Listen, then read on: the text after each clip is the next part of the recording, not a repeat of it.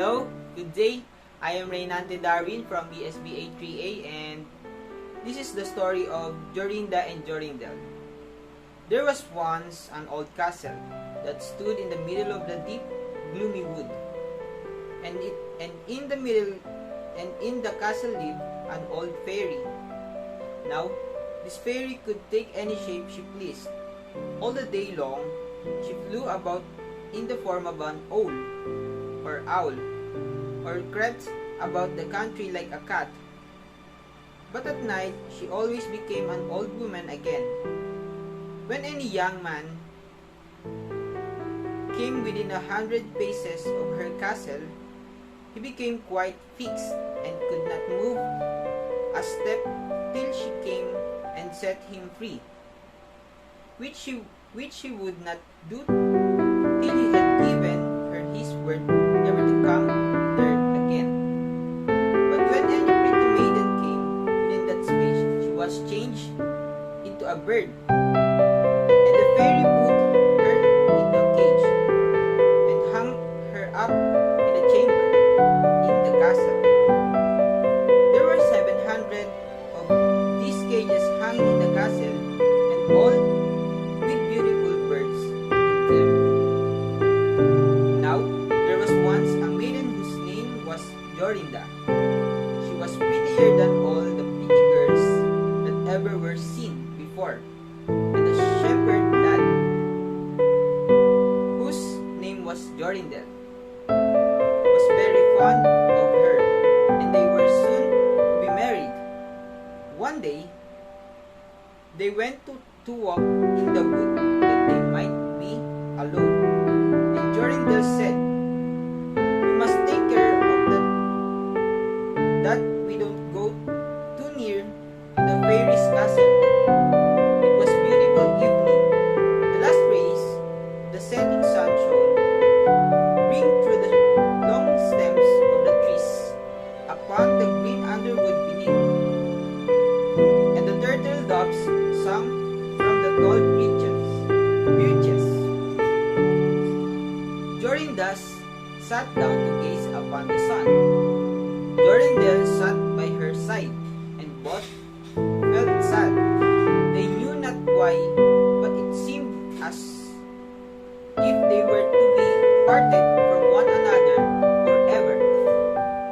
They had wandered a long way, and when they looked to see which way they should go home, they found themselves at a loss to know what path to take. The sun was setting fast, and already half of its circle had sunk behind the hill.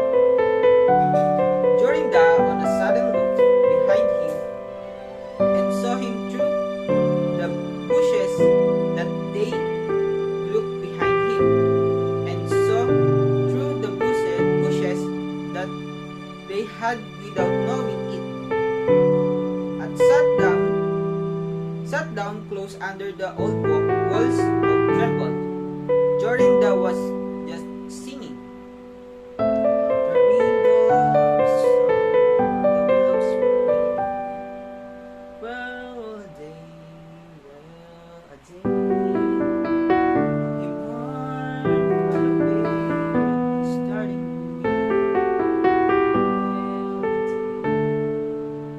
when her song stopped suddenly.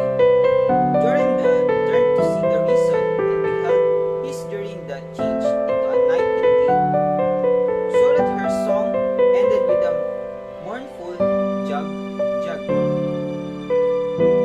An owl with fairy eyes flew 3 times round them, and 3 times it screamed,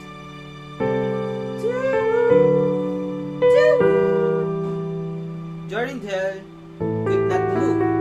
He stood fixed as a stone, and could neither wit, nor speak, nor stir hand or foot. And now the sun went quite down. The gloomy night came. The owl flew into a bush, and the moment after the old fairy came forth pale, and may agree, with staring eyes and a nose and chin that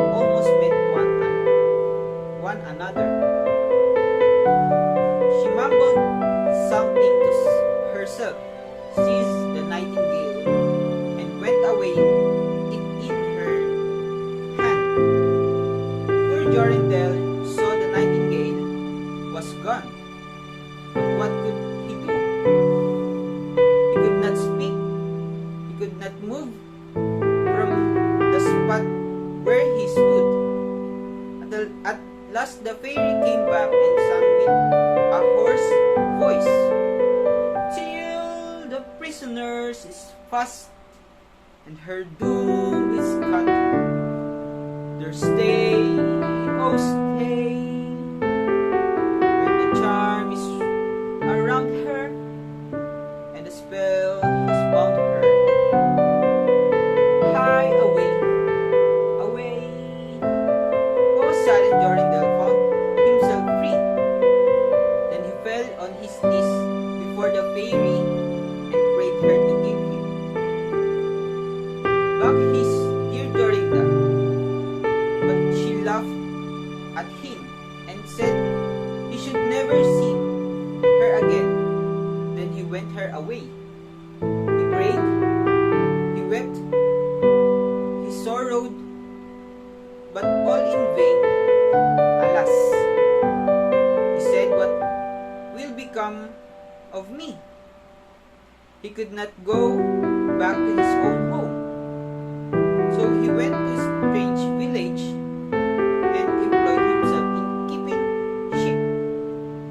Many a time did he walk around and round as near to the hated castle as he dared go, but all in vain. He heard or saw nothing of Jorinda. At last he dreamed one night that he found a beautiful purple flower, and that in the middle of it lay a costly pearl.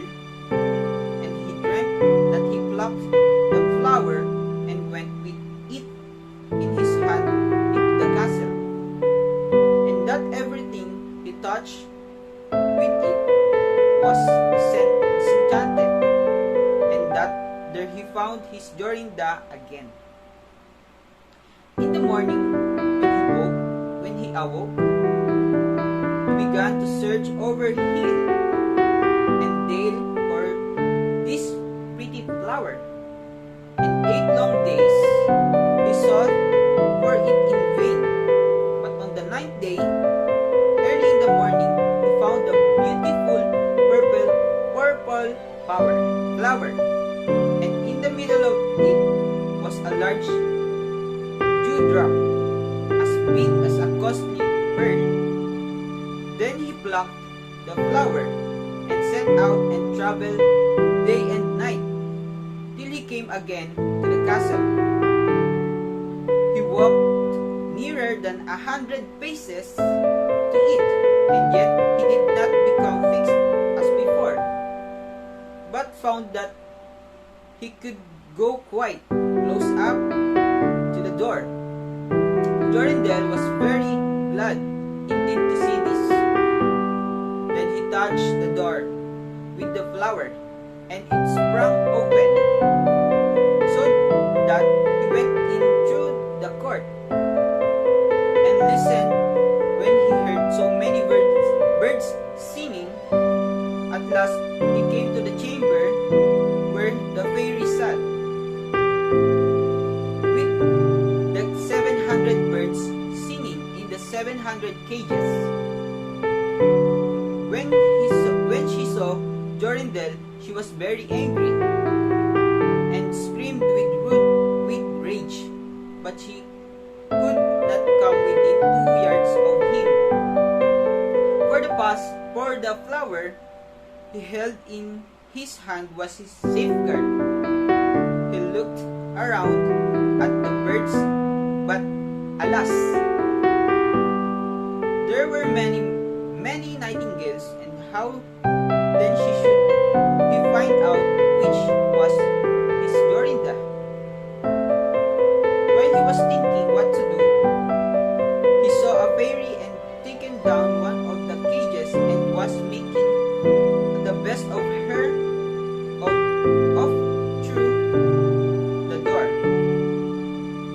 He ran or flew after her, touched the cage with the flower, and Jorinda stood before him and threw arms round his neck, looking as beautiful as ever. Beautiful as when they walked together in the wood. Then he touched all the other birds with the flower, so that they all took together old forms again. And he took Jorinda home, where they were married and lived happily together many years. And so did a good many other lads whose maidens had been forced to sing in the fairies' cages by themselves much longer than they liked. I hope you understand very well the story that I read to you. And thank you for watching. Once again, I am Reynante Darwin from BSB 838, and this is the story of Jorinda and Jorindel from the Grimm's Fairy.